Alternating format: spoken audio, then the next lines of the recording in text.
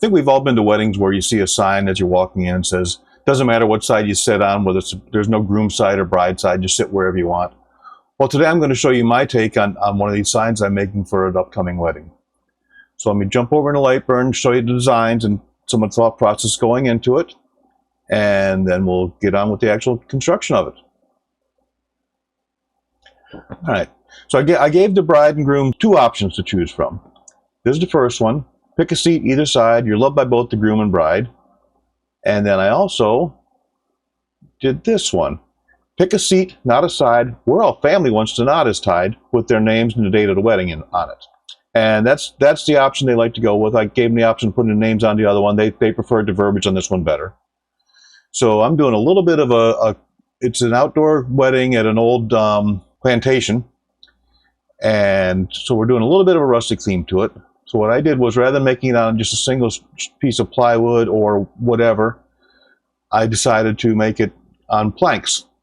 So I picked up some 1x6s and 1x4s, and what I ended up doing is this. So you see here we've got a 1x6, 1x4, 1x6, 1x4, 1x6, and then I'll have a couple of vertical pieces on the back side holding it all together. So let's go out to the shop.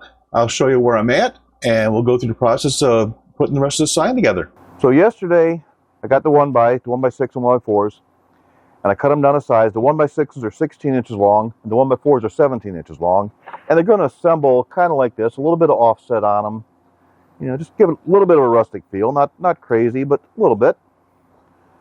And then I stained them yesterday, and what I did was I used this bare white wood stain called whitewash pickling. So I gave it everything as kind of a whitewash look to it instead of just a yellow pine. And now what I'm going to do is I'm going to mask them, and I'll put them in the laser, and we'll do the burning on them. So to get these out of the way, get this cardboard out of here.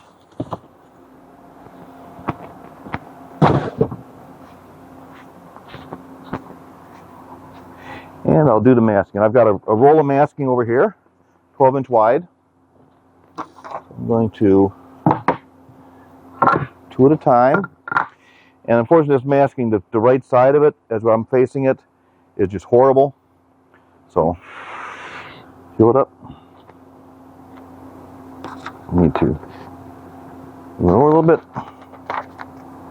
like so. Sit it down nicely, give it a good burnishing.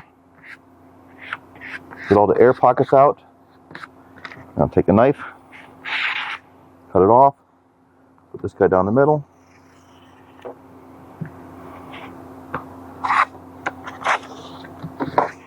You want to be sure that you burnish the masking onto the wood very well.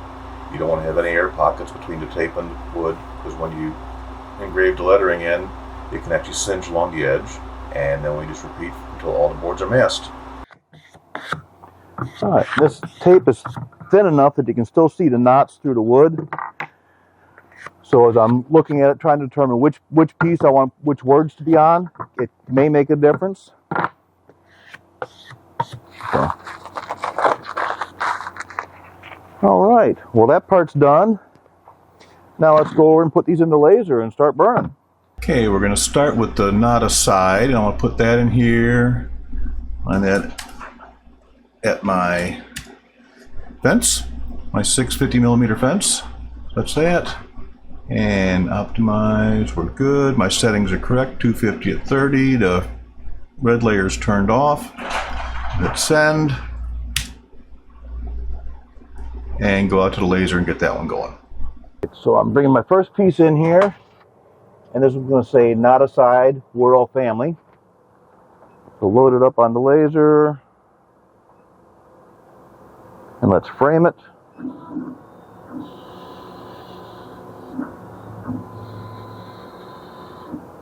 Okay, hit that again. Yeah, good. We're missing this knot. And that knot's going to be, I think, right between the N and the O. We'll see.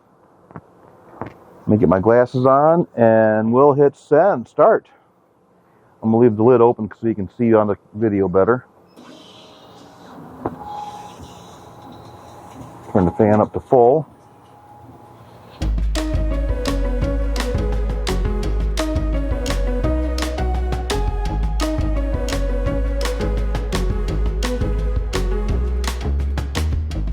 Right. And you can see here, I've got the staining along the bottom and around the sides. And because I've got it masked, that's all going to clean off very easily. That one looks good. Now let's move this out of the way and bring this one in. And same thing, just 650 and 0, and it puts it right where I want it. And we'll hit send and go out to the laser and cut that one. Now we're doing the other 1x4. That's the one with the knot aside. So load it up, frame it.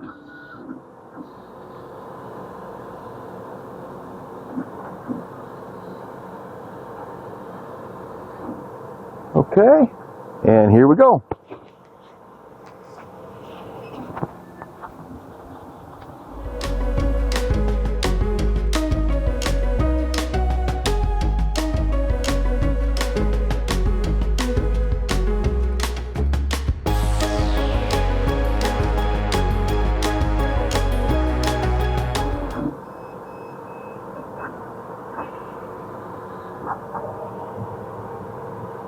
And there's that one. Looks good.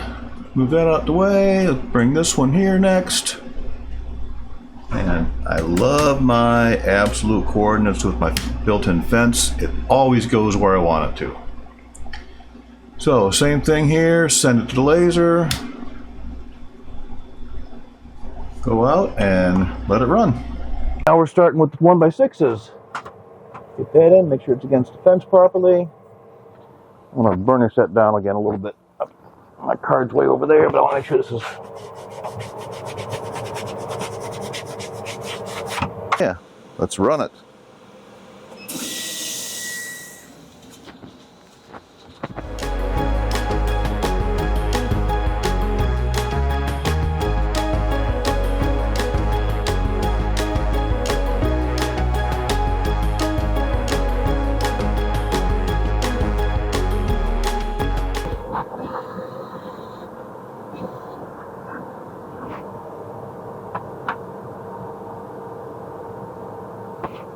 Two more. Get that done. Bring family in.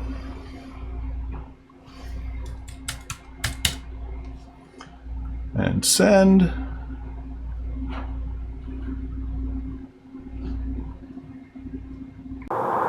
one's the word family. Again, we'll frame it.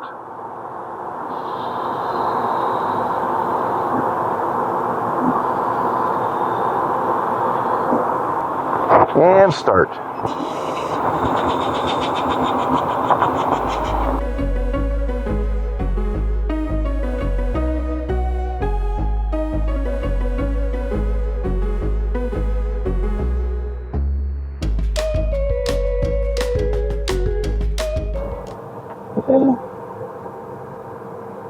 All right, one to go.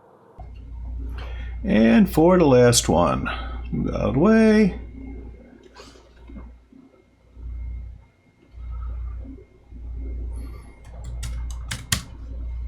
Okay, and send it.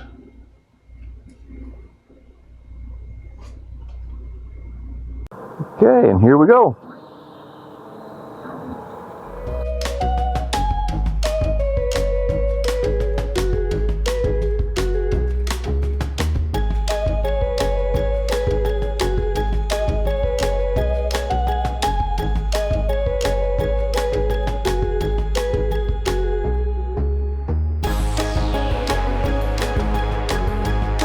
Now for my next step, I'm going to spray a clear coat over this to try and seal the lettering, the burns into the tape, into the masking.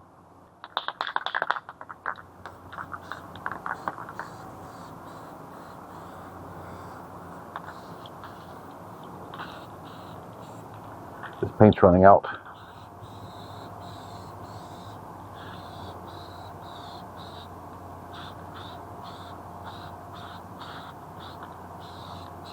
I want to get it good and heavy because I want it to seal to the tape, to the masking.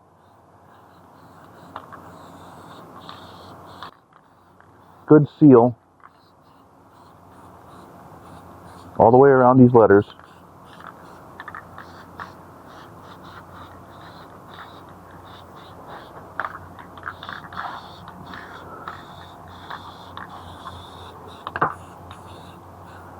so I don't trying to avoid any bleed.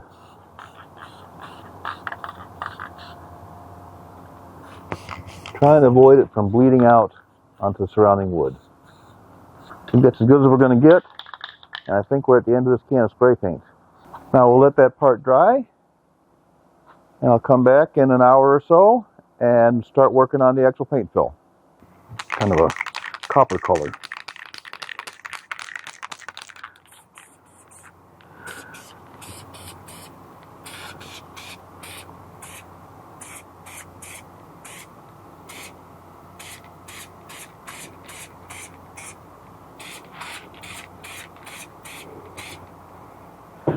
That's it.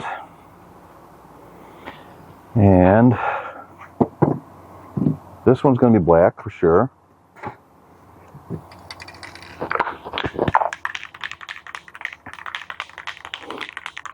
That looks good. That looks good.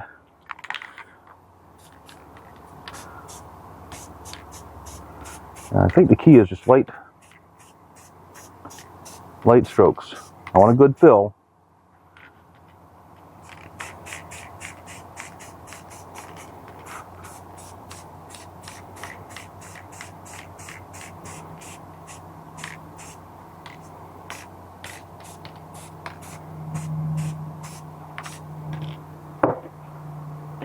Let that guy sit off to the side.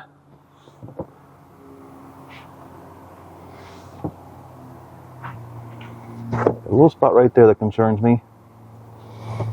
So we can get that guy down. I'm looking for any place that the tape is bubbled up. Because if it's bubbled up, it can bleed under. And I don't want that to happen. But I think we're good here. That was the only one spot I see on this one. Let's go back here also.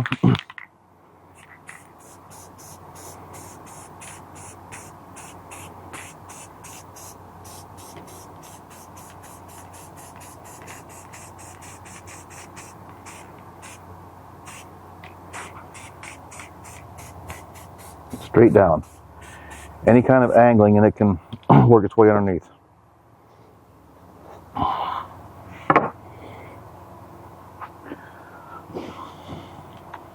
I don't like the way it bubbled up right there on the L.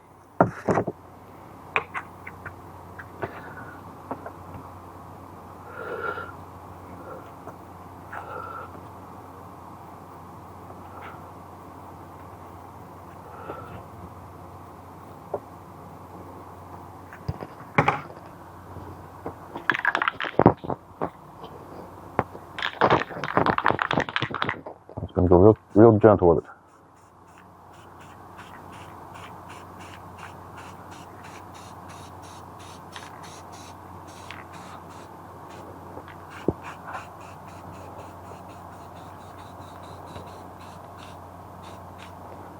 Okay, let that guy sit. Move this one out of the way also. And I'm going to do a second coat on the gold.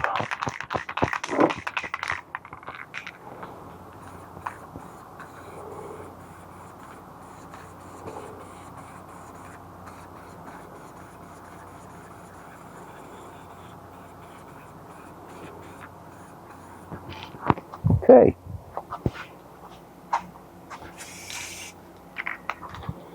Done with the gold.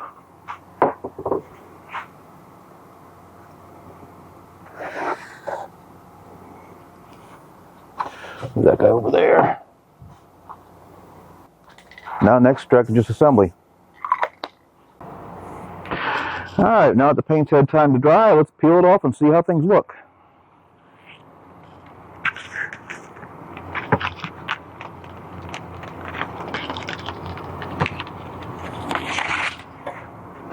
Need these guys out here.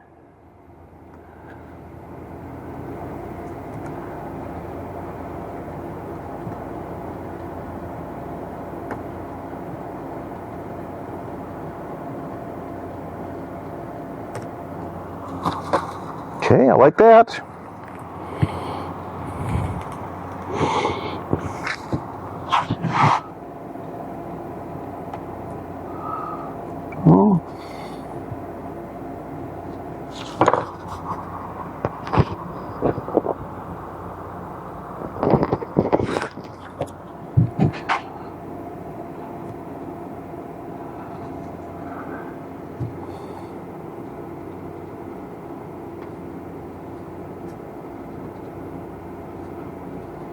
Okay, it looks good. I don't see any real bleed through anywhere.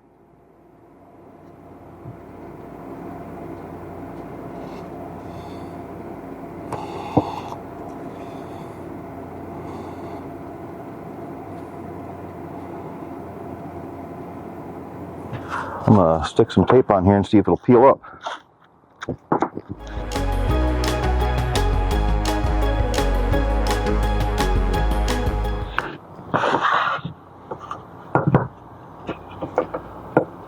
How you like that? Looking good.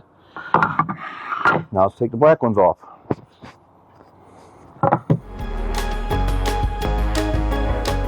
Alright, that looks pretty good. I've got a little bit, couple spots right there, but I can live with that.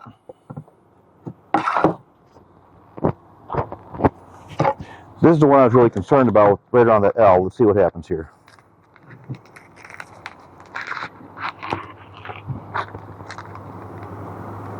And that's totally acceptable. A little dot right there. I can certainly live with that.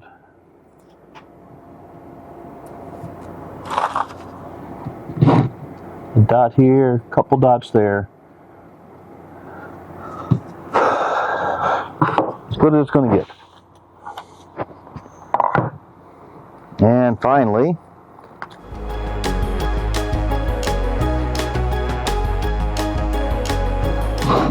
you got a little bit of shading right there. And a couple dots here and there. But overall,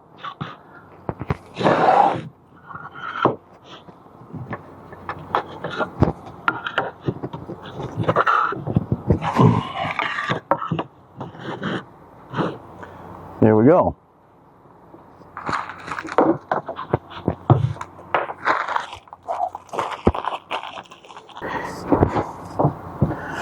Okay, I like it. I'm going to go with it. Now I need to make my pieces for the back. It should be 23.5. I can't decide if I want to go tight or maybe a little space. I might leave a little spacing. I think I'm going to leave a little spacing. Yeah, I'm going to do that. So let me cut a couple pieces and I'll come back and put it together. Well, I messed up and I missed showing me nailing this all together. I wanted it where it didn't sit quite perfect, so that's fine. And there's the finished product.